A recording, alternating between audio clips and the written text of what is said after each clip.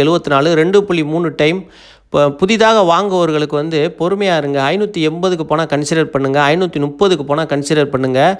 வச்சுருக்கிறவங்க வந்து உங்களுக்கு லாங் டேர்முக்கு இன்வெஸ்ட்மெண்ட்னா விட்டுருங்க, விட்டுட்டு பேசாமல் இருங்க. நல்ல ஒரு ரிட்டர்னை கொடுக்கும். இது வந்து நல்ல நிறுவனம் தான். இதெல்லாம் வந்து 1 வருஷம் 2 வருஷத்தில் ஓரளவுக்கு சரியாகிறதுக்கு தான் வாய்ப்பு இருக்குது. அப்புறம் வந்து லாங் டேர்முக்கு வச்சுருக்கவங்களுக்கு அது. ஷார்ட் டேர்முக்கு வச்சுருக்கவங்க பணம் அவசரமாக தேவைப்படுதுன்னா விற்றுட்டு வெளியே வர்றதா நல்லது. இது என்னோடய சொந்த கருத்து. நீங்களும் யோசிச்சு முடிவெடுங்க. ஆனால் வந்து இப்போ வாங்குறவங்களுக்கு வந்து விலை குறையட்டும் வாங்குங்க, அவசரப்பட வேணாம். வாங்கிக்கிட்டே இருங்க, இறங்க கொஞ்சம் கொஞ்சமாக வாங்குங்க. நிறைய பணத்தை ஒரே நிறுவனத்தில் முதலீடு பண்ணாதீங்க. அப்புறம் வந்து இந்த பிரச்சனைகள்லாம் ஒரு 2 வருஷம் வரைக்கும் நீடிக்கிறதுக்கு தான் வாய்ப்பு இருக்குது. ஏன்னா முழுக்க ஜேஎல்ஆரை நம்பி இருந்தாங்க.